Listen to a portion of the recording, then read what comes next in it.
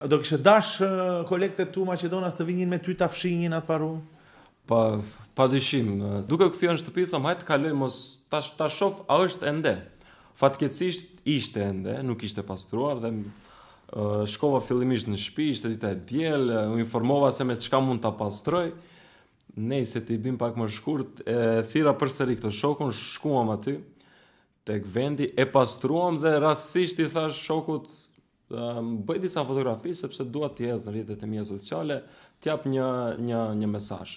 Më pëlqyen domethënë komentet të cilat i mora ditën e nesërme në fakultet nga ana e kolegëve.